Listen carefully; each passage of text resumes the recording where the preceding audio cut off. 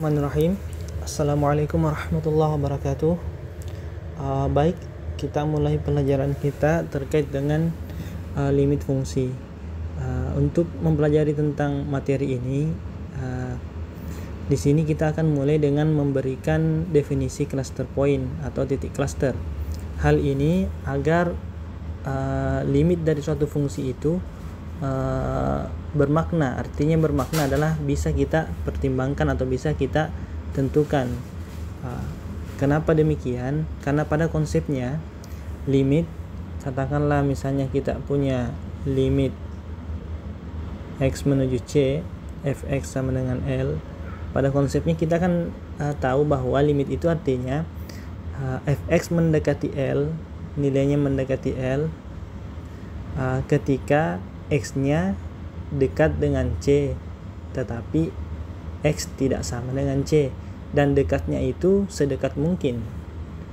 Artinya seberapapun kecilnya jarak yang kita inginkan, kita bisa peroleh x yang dekat sekali dengan c tersebut. Jadi c yang seperti itu yang bisa kita tentukan limitnya terhadap fungsi f. Saya kira seperti itu modelnya. Untuk itu kita coba pelajari terlebih dahulu konsep yang terkait dengan titik cluster yang mengcover masalah tadi bahwa C itu harus punya nilai-nilai X atau nilai-nilai domain fungsi yang dekat dengan si C itu. Bahkan tidak ada masalah ketika C-nya bukan domain dari fungsi. Yang penting di sekitar C dengan jarak yang sedekat apapun yang kita inginkan, itu ada domain di situ, ada domain fungsi f. Seperti itu ceritanya. Nah, sekarang kita lihat definisi titik cluster. Misalnya di sini diberikan himpunan A subset dari himpunan real. Titik C bilangan real dikatakan titik cluster dari A jika untuk setiap delta besar 0 terdapat X anggota A sehingga X itu bukan terdapat X anggota A dengan X tidak sama dengan C, sehingga mutlak X kurang C itu kurang dari delta. Jadi seperti itu maksud dari titik cluster. Bagaimana memaknainya terkait dengan definisi ini? Tentu kalau kita perhatikan ini, misalnya kita punya titik C, katakanlah kita punya garis bilangan. Jadi yang merah ini katakanlah garis bilangannya, kemudian C-nya kita kasih warna hitam misalnya C. Kapan kita katakan C ini sebagai titik cluster dari himpunan A? Sekarang tentu kita harus punya A dulu. Katakanlah A adalah ini yang merah ini, garis bilangan yang merah ini, katakanlah A ini dari sini, katakanlah ini dari nilainya dari A sampai B, interval katakan seperti itu A sampai B, kecuali C. Jadi anggap C itu boleh anggota dari interval AB, boleh juga bukan. Kapan kita katakan si C ini titik cluster dari himpunan ini? Jadi ceritanya di sini A-nya, untuk mempermudah, A-nya itu adalah interval A ke B. Kapan kita katakan C ini sebagai titik cluster dari himpunan A? Itu ketika setiap kita punya delta yang besar 0. Katakanlah kita punya delta yang besar 0 segini misalnya ya, deltanya panjangnya itu delta katakanlah segini, yang kayak ini segini panjangnya deltanya. Kita punya delta misalnya seperti itu dulu, maka paling tidak ada satu anggota A yang bukan C sehingga jaraknya terhadap C itu kurang dari delta. Berarti kalau begitu kita cukup buat deltanya sebegini, anggaplah ini sama panjang dengan yang biru tadi. Sekarang saya kira pasti kita bisa punya juga di sebelah sini sepanjang itu juga. Saya kira X di sini banyak yang jaraknya dengan C itu kurang dari delta. Contoh, X yang di sini memenuhi, X yang di sini juga memenuhi. Seperti itu. Saya kira banyak sekali X-nya. Nah, ini karena deltanya cukup panjang. Nah, yang dimaksud di sini untuk setiap delta besar 0 artinya mengcover meskipun deltanya kecil sekali. Jadi katakanlah deltanya mungkin sangat kecil. Mungkin sangat kecil. Kita hapus dulu yang tadi. Jika deltanya sangat kecil, mungkin deltanya ya sampai di sini saja, misalnya deltanya katakanlah sampai di sini ya, kecil sekali, katakanlah segini, deltanya segini, berarti ini C tambah delta ya di sini misalnya. Di sini harus dijamin juga bahwa masih ada X anggota A selain C. di mana jaraknya dengan C itu kurang dari delta. Saya kira cukup jelas bahwa di sini kita bisa menemukan X. Bahkan di kirinya pun bisa demikian. Nah, begitulah maksud dari definisinya. Bahkan diperkecil lagi ya, harus ada kalau mau dia dikatakan titik cluster. Nah, seperti itu. Nah, untuk melihat kapan dia tidak ada, kapan dia tidak punya, kapan C itu bukan titik cluster. Nah, contohnya kita bisa lihat yang ini, bisa langsung ini. Misalnya kita punya himpunan A, isinya cuma 1 dan 2. Jadi cuma 2 anggotanya, 1 dan 2. Kemudian kita mengambil titik 1 anggota bilangan real, bahkan dia anggota A. 1 ini bukan titik cluster. Mengapa 1 bukan titik cluster? Karena misalnya di sini ini 1, 2 kan otomatis di sini. Berarti anggaplah ini seperti ini. Berarti yang merah ini misalnya anggota himpunan A. Jadi yang merah ini yang anggota A. Yang merah. Nah, ternyata kalau kita buat seperti ini, ketika diambil deltanya, ini kan harus setiap delta. Ketika kita buat jaraknya atau deltanya itu senilai setengah saja, maka setengah dari 1 itu kan paling tidak cuma di sini, sama di sini. Nah, dari sini kita tidak mungkin menemukan X. Adakah X di sini ataupun di sini sehingga X-nya itu elemen A? Ternyata tidak ada. Ini selalu bukan anggota A. X yang di sini. Yang di sini juga selalu bukan anggota A. Karena A itu cuma 1 dan 2 isinya. Maka kita katakan 1 bukan titik cluster dari A. Begitu juga dengan 2. Nah, saya kira seperti itu definisi dari titik cluster. Kemudian adapun istilah persekitaran, mungkin ini sudah dipelajari, atau bahasa lainnya biasa ada yang mengatakan dia lingkungan. Jadi persekitaran ini istilah baru mungkin, atau mungkin sudah ya sebenarnya. Persekitaran atau lingkungan delta itu maksudnya adalah biasanya dibaca persekitaran delta itu persekitaran C dengan jari-jari delta. Jadi kita anggap jari-jari delta. Mengapa? Ini terwakilkan bentuk ini ke sini sebenarnya. Jadi X yang memenuhi ini itu bisa ditulis seperti ini. Interval C kurang delta sampai C tambah delta. Jadi itu maksudnya V delta C, itu maksudnya adalah interval dari C kurang delta ke C tambah delta. Mengapa demikian? Ini bisa dijabarkan saja ini. Ini kalau dijabarkan kan hasilnya menggunakan sifat mutlak, kan hasilnya minus delta kurang dari X kurang C kurang dari delta. Tinggal ditambah semua C. Jadinya dapat nanti interval ini. Seperti itu. Jadi ini istilah persekitaran itu begitu definisinya. Mudah-mudahan bisa dipahami untuk persekitaran. Kemudian selanjutnya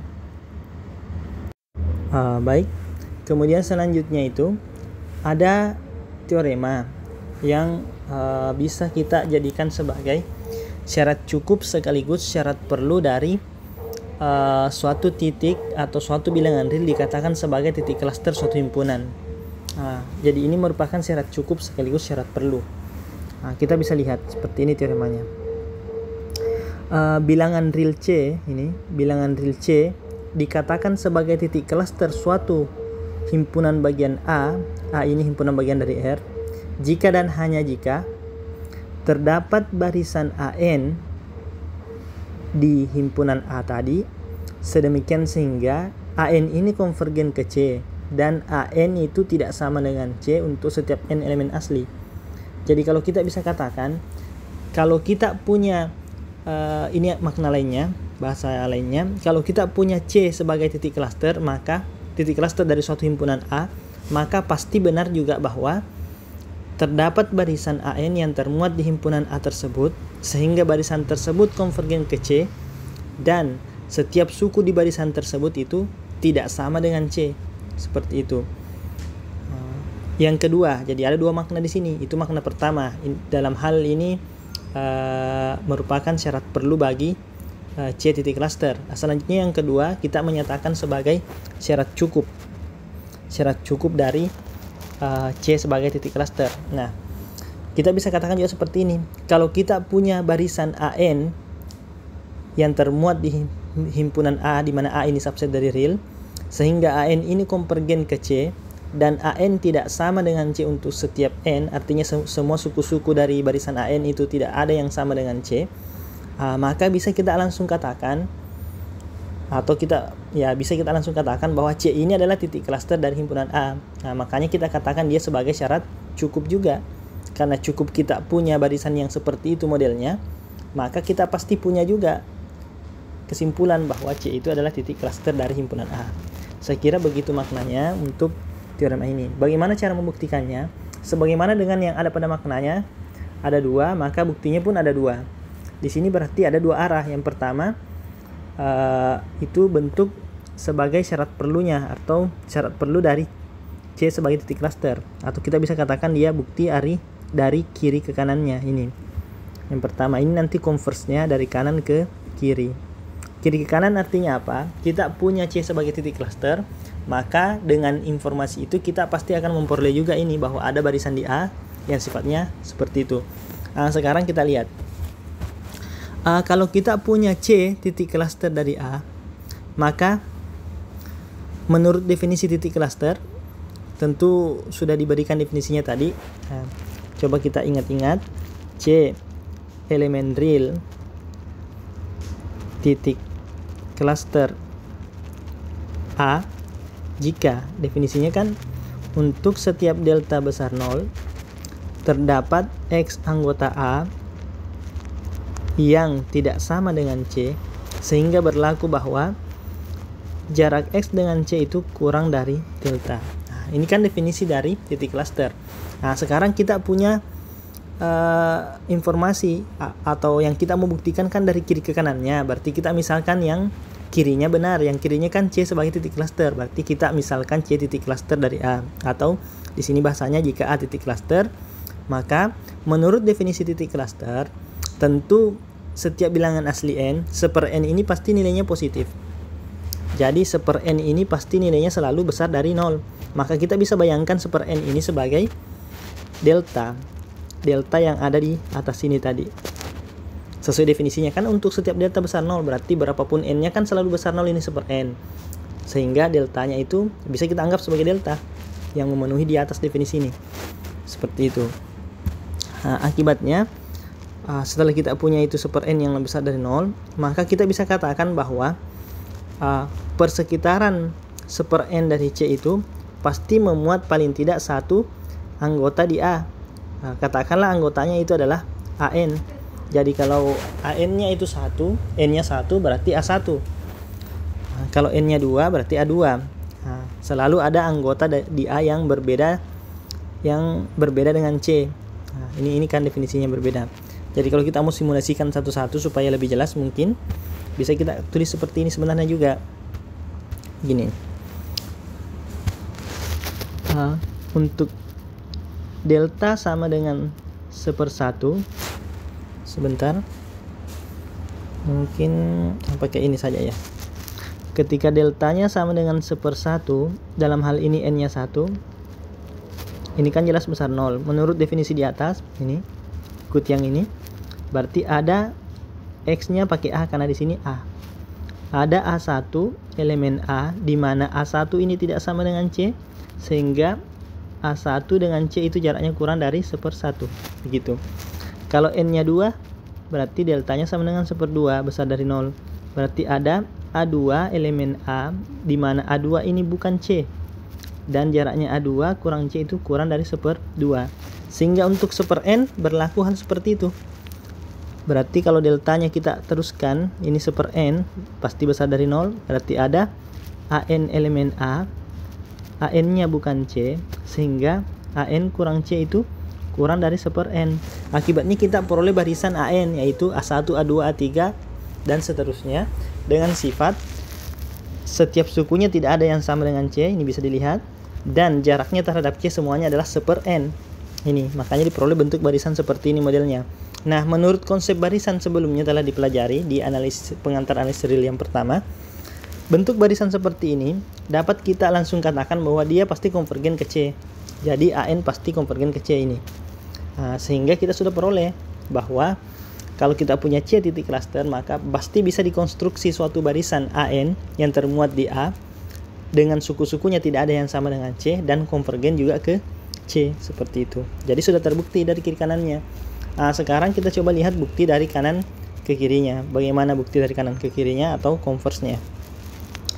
Untuk konversnya sendiri, di sini berarti yang pertama kita punya adalah di sini, jika kita punya suatu barisan AN, suku-sukunya tidak ada yang sama dengan C, artinya AN di A selain C, kemudian AN-nya konvergen ke C, maka menurut definisi kekonvergenan barisan, pastilah begini, untuk setiap delta besar 0, jadi untuk setiap delta besar 0, jadi harus diingat kembali ini definisi barisan. Mungkin perlu saya tuliskan kembali ya definisi barisan. Jadi AN kita katakan konvergen ke C, itu jika untuk setiap epsilon besar 0, ada K elemen asli, sehingga jika K-nya lebih jika N-nya di sini maksudnya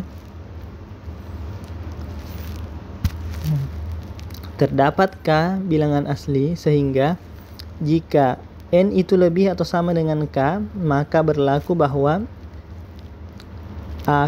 N kurang C itu kurang dari epsilon, kan seperti itu modelnya. Maka karena dia barisan konvergen, maka pasti berlaku begini, sehingga kita katakan untuk delta besar 0, berarti di sini bisa kita katakan diambil sebaran delta besar 0. Kita akan menemukan ini, kita akan membuktikan yang ini, karena ini yang mau ditunjukkan. Jadi ceritanya sekarang kita mau tunjukkan bahwa C itu titik cluster. Menurut definisi titik cluster kan seperti ini, untuk setiap delta besar 0. Berarti kita mulai dengan ambil sebaran delta besar 0. Nah, di sini ambil sebaran delta besar 0. Sekarang temukan X elemen A yang bukan C. Bagaimana caranya? Kita lihat di sini, setiap suku-suku barisan AN ini kan tidak ada yang sama dengan C di sini. Sedangkan AN-nya konvergen ke C, maka karena dia konvergen pasti ada K. Definisi konvergen ini tadi. Pasti ada K elemen asli, sehingga ini kalau N-nya besar sama dengan K, maka AN-nya itu ini berada di persekitaran C dengan ukuran delta, jari-jari delta, atau ini bisa dikatakan seperti ini yang di bawah. Apa akibatnya? Berarti kita bisa katakan bahwa jarak AN dengan C ini selalu kurang dari delta, dan AN ini bukan C. Berarti kan mirip dengan yang ini, model yang ini. Karena dia mirip, berarti kita bisa katakan bahwa C itu titik cluster dari himpunan A, maka terbukti seperti itu. Saya kira begitu modelnya.